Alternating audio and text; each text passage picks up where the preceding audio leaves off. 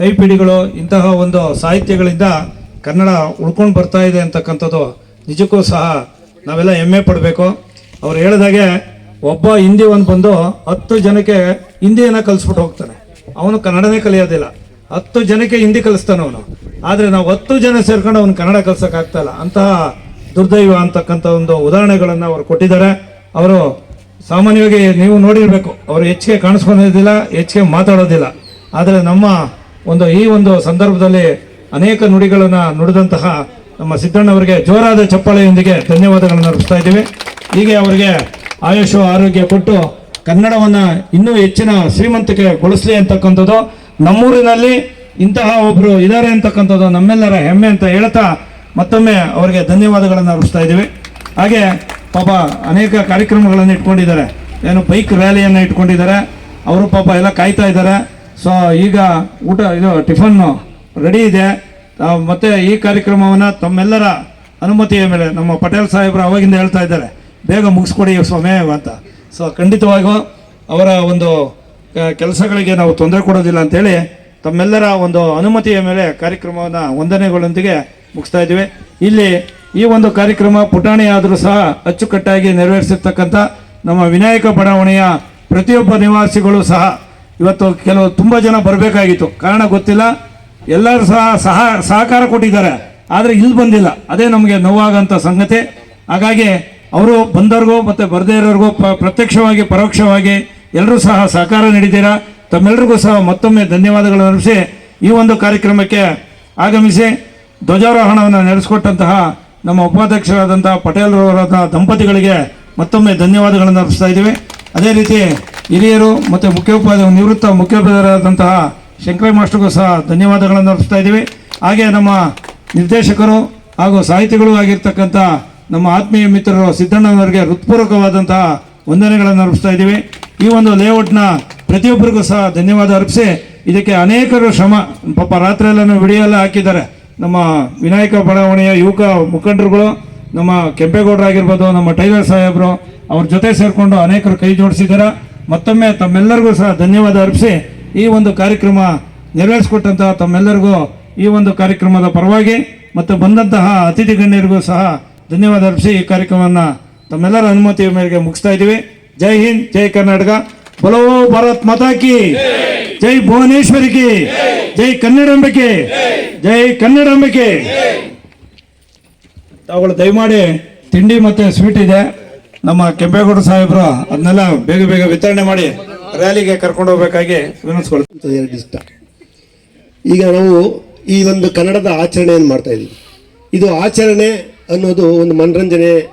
ಈ ಕೆಲವರೆಲ್ಲ ಸಿನಿಮಾ ಆಕ್ಟರ್ಗಳನ್ನ ಕರೆಸಿ ಡ್ಯಾನ್ಸ್ಗಳು ಮಾಡಿಸಿ ಮನರಂಜನೆ ಮಾಡೋಂಥದ್ದು, ಆಮೇಲೆ ಇದನ್ನು ಆಚರಣೆಗೆ ಮಾಡಿ ಅಲ್ಲಿಗೆ ಬಿಟ್ಬಿಡೋಂಥದ್ದು ಆಗದೆ ನಾವು ಕನ್ನಡ ಅಭಿಮಾನ ಅನ್ನೋ ಒಂದು ನಿಟ್ಟಿನಲ್ಲಿ ನಾವು ಮುಂದೆ ಹೋದರೆ ಒಳ್ಳೆಯದು. ಈ ನಾಟಕದಲ್ಲಿ ಕೂಡ ಅದನ್ನು ಆ ಸಾಲುಗಳನ್ನ ಸೇರಿಸ್ಕೊಂಡಿದ್ದೀನಿ. ಇವತ್ತು ಏನಾಗಿದೆ, ಇವತ್ತು ನಾವು ನಮ್ಮ ಮಕ್ಕಳನ್ನ ನಾವು ಇಂಗ್ಲೀಷ್ ಮೀಡಿಯಮ್ ಕಳಿಸ್ತಾ ಇದ್ದೀವಿ. ಇವತ್ತು ನನ್ನೂ ಸೇರಿ ಇವತ್ತು ಇಲ್ಲಿರೋರು ಎಲ್ಲರೂ ಎಷ್ಟು ಜನ ನಾವು ಕನ್ನಡ ಮೀಡಿಯಮಲ್ಲಿ ಮಕ್ಕಳು ಓದಿಸ್ತಾ ಇದ್ದೀರಿ? ಇಲ್ಲ, ಎಲ್ಲ ಇಂಗ್ಲೀಷ್ ಮೀಡಿಯಮಲ್ಲೇ ಜಾಸ್ತಿ ನಾವು ಓದಿಸ್ತಾ ಇರೋದು. ಅವಾಗ ನಾವು ಕನ್ನಡ ಹೆಂಗೆ ಬೆಳೆಸೋದಕ್ಕೆ ಸಾಧ್ಯ ಆಗುತ್ತೆ? ಇವತ್ತು ಎಲ್ಲ ಸವಲತ್ತೂ ನಮ್ಮ ಸರ್ಕಾರಿ ಶಾಲೆಗಳಲ್ಲಿ ಸಿಗ್ತಾ ಇದೆ.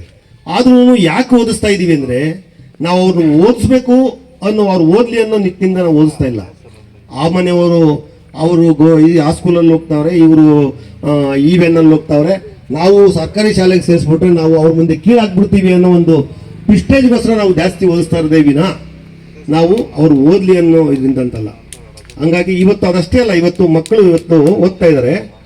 ಓದ್ಬೇಕಾದ್ರೆ ಸಾಮಾನ್ಯವಾಗಿ ಎಲ್ಲರೂ ಕೂಡ ಮಕ್ಕಳು ಮನೆಯಲ್ಲಿ ಇಂಗ್ಲೀಷ್ನಲ್ಲೇ ಮಾತಾಡ್ತಾರೆ. ನಾವು ಕೂಡ ತಂದೆ ತಾಯಿಗಳು ಅವ್ರ ಜೊತೆ ಇಂಗ್ಲೀಷ್ನಲ್ಲೇ ಮಾತಾಡ್ತೀವಿ.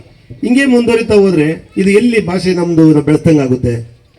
ಏನು ಈ ಥರದ್ದು ಇನ್ನೂ ಅನೇಕ ಇದಿದ್ದಾವೆ. ಹೇಳ್ತಾ ಹೋದ್ರೆ ಸುಮ್ಮನೆ ಎಲ್ರಿಗೂ ಸ್ವಲ್ಪ ಕೆಲವ್ರಿಗೆ ಖುಷಿ ಆಗುತ್ತೆ, ಕೆಲವ್ರಿಗೆ ಬೇಜಾರಾಗುತ್ತೆ. ಏನಪ್ಪ ಇವರು ಬರೀ ಮಾತಾಡೋಕೆ ಕೂತ್ಕೊಂತಾರೆ ಅಂತ ಅಷ್ಟೇ ಅಲ್ಲ, ಅದು ಆಚರಣೆ ಅಲ್ಲದೆ ಅಭಿಮಾನದಿಂದ ಕನ್ನಡವನ್ನು ಬೆಳೆಸುವಂಗಾಗಲಿ. ಅವಳೇ ಸಾರು ಹೇಳಿದ್ರು, ಏನು ಹೊರಗಡೆಯಿಂದ ಬಂದಿರ್ತಕ್ಕಂಥವ್ರು ಎಲ್ಲರೂ ಭಾಷೆ ಮಾತಾಡಬೇಕು, ನಾವು ಕೂಡ ಎಲ್ಲ ಭಾಷೆನೂ ಮಾತಾಡಬೇಕು. ಆದರೆ ನಾವು ಅವ್ರು ಹೇಳ್ದಂಗೆ ನಾವು ಅವ್ರ ಹತ್ರ ಮಾತಾಡ್ಬೇಕಾದ್ರೆ ಅವರು ಮಾತಾಡೋಕೆ ಮೊದಲೇ ನಾವೇ ಅವ್ರ ಭಾಷೆ ಮಾತಾಡ್ತೀವಿ. ಅವ್ರ ಭಾಷೆ ಮಾತಾಡಿ ಅವ್ರಿಗೆ ಪಾಪ ಅವ್ರ ಕನ್ನಡಕ್ಕಲ್ಲಿ ಆಸಕ್ತಿ ಇರ್ತದೆ. ಆದರೂ ನಾವು ಅವ್ರ ಆಸಕ್ತಿನ ಕುಂದಿಸಿ ನಾವು ಅದಕ್ಕೆ ಮೋಸ ಮಾಡ್ದಂಗೆ ಆಗ್ತಾ ಇದೆ. ಈಗ ನಾವು ನಾವು ನಮ್ಮ ಭಾಷೆನ ನಾವು ನಿಕಟವಾಗಿ ಮಾತಾಡಿದ್ರೆ ಅವರು ಕೂಡ ಅದನ್ನ ಕಲಿಯೋ ಪ್ರಯತ್ನ ಮಾಡ್ತಾರೆ. ಇವತ್ತು ಯಾರೋ ಒಬ್ರು ಜೊಮ್ಯಾಟೊ ಅವರು, ಸ್ವಿಗ್ಗಿ ಅವರು, ಅವರು ಇವರು ಯಾರೇ ಬರಲಿ, ಅವ್ರು ಬಂದ್ರೆ ನಾ ಹಿಂದಿ ಹಿಂದಿ ಹಿಂದಿ ಹಿಂದಿ ಬರೋ ಅಂತಾರೆ. ನಾವು ಕಷ್ಟ ಬಿದ್ದು ಹಿಂದಿಯಲ್ಲಿ ಮಾತಾಡೋದು ಅಥವಾ ಏನೋ ಒಂದು ಪ್ರಯತ್ನ ಮಾಡ್ತೀವಿ.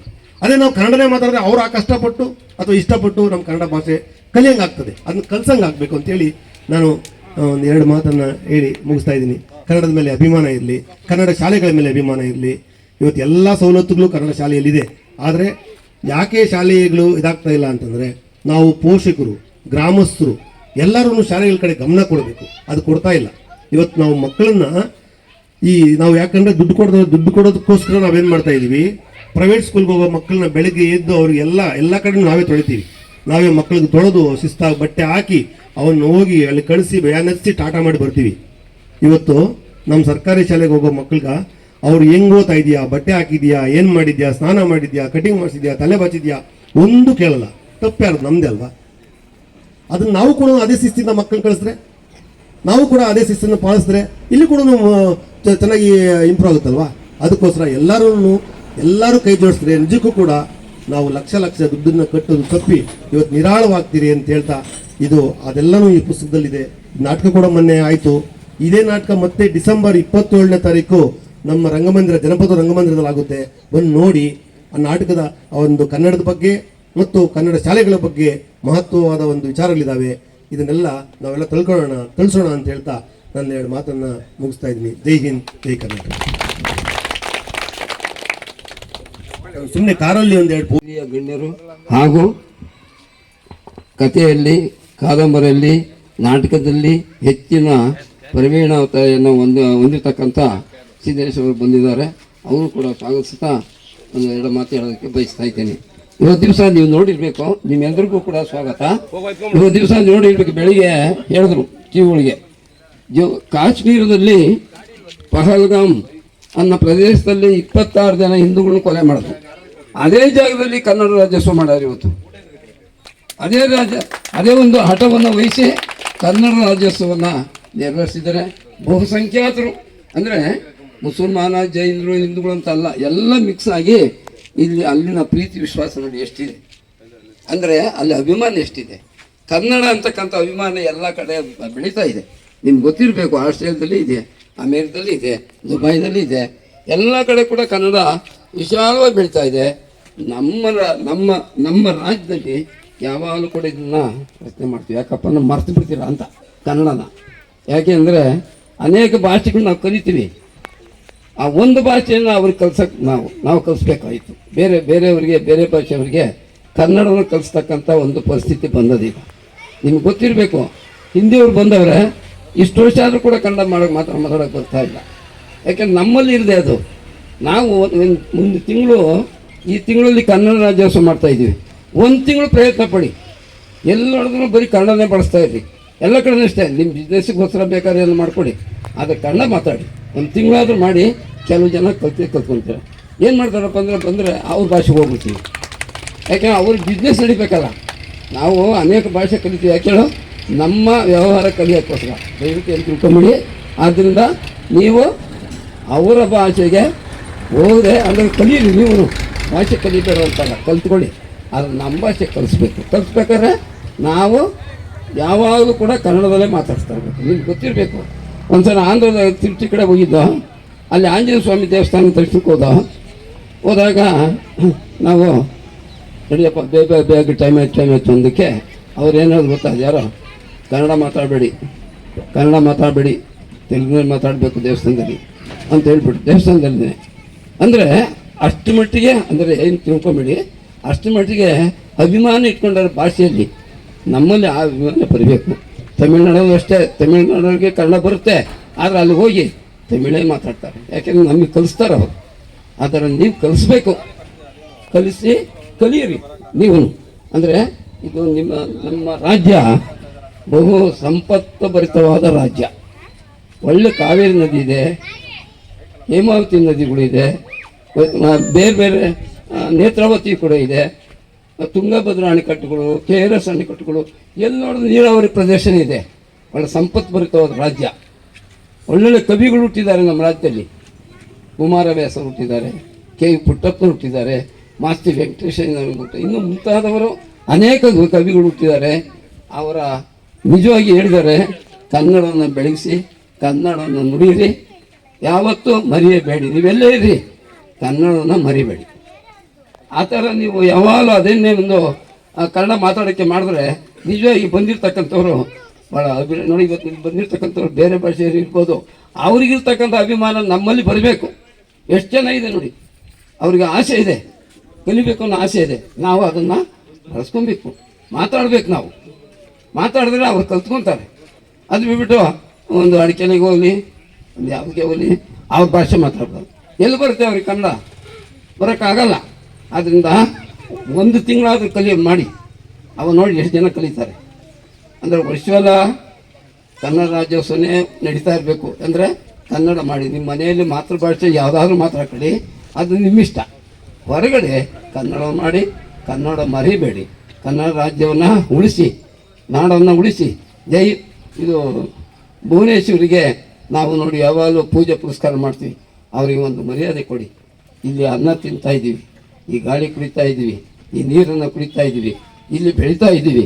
ಇದಕ್ಕೋಸ್ಕರ ಆದರೂ ನಾವು ಕನ್ನಡದ ಗುಣವನ್ನು ನಾವು ಒರೆಸ್ಕೊಬೇಕು. ಆದ್ದರಿಂದ ಕನ್ನಡ ಬೆಳಗಲಿ ಅಂದ್ಬಿಟ್ಟು ವರ್ಷಕ್ಕೊಂದು ಸಾರಿ ಇದು ಜ್ಞಾಪಕ ಬರಲಿ ಅಂತ ಇದು ಮಾಡಿದ್ದಾರೆ. ಇದರಲ್ಲಿ ಹೆಚ್ಚಿಗೆ ಕಾರ್ಯಕರ್ತರು ಬಹಳ ಮಟ್ಟಿಗೆ ಓಡಾಡಿ, ಈಗ ನೋಡಿ ವೆಂಕಟಣ್ಣಪ್ಪ ಇರ್ಬೋದು, ಟೈಲರ್ ಇರ್ಬೋದು, ರಾಮೇಗೌಡರು, ಇನ್ನೂ ಮುಂತಾದ ಅನೇಕ ಜನಗಳು ಓಡಾಡಿ ಪಾಪ ಇದು ಕಾರ್ಯಕರ್ತರೆಲ್ಲ ಸೇರಿಕೊಂಡು ಈ ಕಾರ್ಯಕ್ರಮ ಮಾಡಿದ್ದಾರೆ. ಈಗ ಏನೋ ಮಾತಾಡ್ತಾರೆ ನೀವು ಪಟೇಲ್ ನೀವು. ಆದ್ದರಿಂದ ದಯಮಾಡಿ ಇದನ್ನು ಮರಿಬೇಡಿ. ಯಾವುದನ್ನು ಕನ್ನಡ ಇದು ಯಾವಾಗ ರಾಜ್ಯ ಉದಯ ಆಯಿತು ನಿಮ್ಗೆ ಗೊತ್ತಾ? ಕರ್ನಾಟಕ ಮೊದಲಿಗೆ ಮೈಸೂರು ರಾಜ್ಯ ಇತ್ತು. ಸ್ವತಂತ್ರ ಬಂದಾಗ ಮೈಸೂರು ರಾಜ್ಯ ಇದ್ದಿದ್ದು 9 ಜಿಲ್ಲೆ ಮಾತ್ರ ಇದ್ದು. ಆಮೇಲೆ 56ನೇ ಇಸ್ವಿಯಲ್ಲಿ 1956 ನವೆಂಬರ್ 19 ಜಿಲ್ಲೆ ಇರೋದು. ಇದೆಲ್ಲ ವಿಂಗಡಿಸ್ತಾರೆ ಯಾರು ಅಂದರೆ ಸರ್ದಾರ್ ವಲ್ಲಭಾಯ್ ಪಟೇಲ್ ಅವರು ಸೆಂಟ್ರಲ್ನಲ್ಲಿ ಗೃಹ ಖಾತೆ ಮಂತ್ರಿ ವಹಿಸ್ಕೊಂಡಿದ್ರು. ನೆಹರು ಪ್ರಧಾನಿಯಾಗಿದ್ದರು. ಆ ಕಾಲದಲ್ಲಿ 19 ಜಿಲ್ಲೆಗಳದ. ನಂತರ ಏನು ಮಾಡಿದ್ರು, ಆ ಭಾಷೆ ಇರ್ತಕ್ಕಂಥ ರಾಜ್ಯಗಳು ಜಿಲ್ಲೆಗಳು ದೊಡ್ಡವಾದಾಗ ವಿಭಾಗ ಮಾಡಿದ್ರು. ಇವಾಗ 31 ಜಿಲ್ಲೆಗಳಿವೆ. ವಿಶಾಲವಾದ ಇದೆ. ಮೈಸೂರು ರಾಜ್ಯ ಇತ್ತು. ಆಮೇಲೆ ದೇವರಾಜ ಅರಸವ್ರ ಕಾಲದಲ್ಲಿ 1973ರಲ್ಲಿ ನವೆಂಬರ್ 1ನೇ ತಾರೀಕಿನ ದಿವಸ ದೇವರಾಜ ಅರಸವರು ಕರ್ನಾಟಕ ರಾಜ್ಯ ಅಂತ ಹೆಸರು ಮಾಡಿದ್ರು. ವಿಶಾಲವಾದ ಕರ್ನಾಟಕ ರಾಜ್ಯ. ಕರ್ಣ ಹೆಂಗೆ ದಾನಶೂರ ಕರ್ಣ, ಏನು ಕೇಳಿದ್ರು ಕೊಡಬೇಕು ಎಂದು ಯಾರು ಬಂದರೂ ನಾವು ಜಾಗ ಕೊಡಬೇಕು. ಆದರೆ ಕಲಿಬೇಕು, ನಾವು ಕಲಿಬೇಕು, ಅವ್ರು ಕಲಿಸ್ಬೇಕು. ಇದು ಕರ್ನಾಟಕ. ಆದ್ದರಿಂದ ಇದಕ್ಕೆಲ್ಲ ನಮ್ಮ ರಾಜ್ಯಕ್ಕೆ ಒಂದು ಗೌರವ ಬರಬೇಕಾದ್ರೆ ದಯಮಾಡಿ ಎಲ್ಲರೂ ಸಹಕರಿಸಿ ಈ ಒಂದು ಭಾಷೆ ಬೆಳೆಸಿ ಅಂತ ಹೇಳ್ಬಿಟ್ಟು 2 ಮಾತು ಮುಗಿಸ್ತಾ ಇದ್ದೀನಿ. ಜೈ ಹಿಂದ್, ಜೈ ಕರ್ನಾಟಕ. ಇದುವರೆಗೂ ಕನ್ನಡದ ಮಹತ್ವವನ್ನು ತಿಳಿಸ್ಕೊಟ್ಟಂತಹ ನಾವು ಹಿರಿಯರಾದಂಥ ನಿವೃತ್ತ ಮುಖ್ಯೋಪಾಧ್ಯಾಯರು ಶಂಕರಯ್ಯ ಮಾಸ್ಟರ್ಗೆ ಜೋರಾದ ಚಪ್ಪಾಳೆಯೊಂದಿಗೆ ಧನ್ಯವಾದಗಳನ್ನು ಅರ್ಪಿಸೋಣ. ಇವತ್ತು ಕನ್ನಡ ಅವರು ಹೇಳಿದಾಗೆ ನಮ್ಮ ಮಾತೃಭಾಷೆ ಕನ್ನಡ. ನಾವು ಬರೀ ನವೆಂಬರ್ ತಿಂಗಳಲ್ಲಿ ಮಾತ್ರ ಅದನ್ನು ನೆನೆಸ್ಕೊಂಡು ಬಿಡೋದು ಬೇಡ ಅಂತ ಹೇಳಿದ್ದಾರೆ.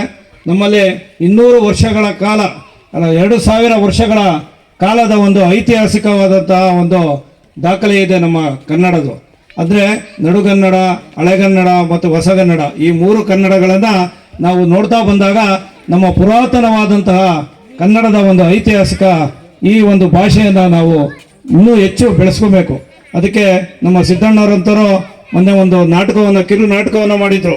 ಅದು ಕನ್ನಡ ಶಾಲೆಯನ್ನು ಉಳಿಸಿ ಅಂತ ಒಂದು ದುಸ್ಥಿತಿ ನಮಗೆ ಬಂದಿದೆ. ಜ್ಞಾನ ದೇಗುಲ ಅಂತಕ್ಕಂಥ ಒಂದು ಉತ್ತಮವಾದ ನಾಟಕ ನಾವೆಲ್ಲ ನೋಡಿ ನಿಜವಾಗ್ಲೂ ನಾನು ಶಿಕ್ಷಕನಾಗಿ ಅನೇಕ ವಿಷಯಗಳನ್ನು ನಾನು ಕಲ್ತ್ಕೊಂಡೆ. ಖಂಡಿತವಾಗೂ ಇಂತಹ ಒಂದು ಕೆಲವು ಕಿರುನಾಟಕ ಆಗಿರ್ಬೋದು, ಇಂತಹ ಸಾಂಸ್ಕೃತಿಕ ಕಾರ್ಯಕ್ರಮಗಳಿಂದ ನಮ್ಮ ಕನ್ನಡವನ್ನು ಉಳಿಸ್ಬೇಕಾಗಿದೆ. ಇಂತಹ ನಾವು ಸಹ ಎಚ್ಚರಿಕೆಯನ್ನು ವಹಿಸಬೇಕಾಗಿದೆ ಅಂತ ಹೇಳ್ತಾ ಅನೇಕ ಭಾಷೆಗಳನ್ನು ನಾವು ಕಲಿಯೋಣ, ಆದರೆ ನಮ್ಮ ಕನ್ನಡವನ್ನು ನಾವು ಬಿಡೋದು ಬೇಡ ಅಂತಕ್ಕಂಥದ್ದನ್ನ ತಿಳಿಸ್ಕೊಟ್ಟಿದ್ದಾರೆ ಭಾಳ ಚೆನ್ನಾಗಿ. ಹಾಗೆ ನಮ್ಮ ಸಿದ್ದಣ್ಣವರು ಜಾಸ್ತಿ ಅವ್ರಿಗೆ ಬೇರೆ ಬೇರೆ ಕಡೆ ಅನೇಕ ಅವರ ಜ್ಞಾನ ಸಂಪತ್ತನ್ನು ಹಂಚ್ತಾ ಇದ್ದಾರೆ. ಆದರೆ ಇಲ್ಲಿ ಕನ್ನಡದ ಶುಭಾಶಯಗಳನ್ನು ಅರ್ಪಿಸಬೇಕಾಗಿ ತಮ್ಮಲ್ಲಿ ಹೃತ್ಪೂರ್ವಕವಾದಂಥ ಧನ್ಯವಾದಗಳನ್ನು ಅರ್ಪಿಸಿ ಒಂದು 2 ಈ ಒಂದು ಶುಭಾಶಯವನ್ನು ಮಾಡಬೇಕಾಗಿ ವಿನಂತಿಸ್ಕೊಳ್ತೀನಿ.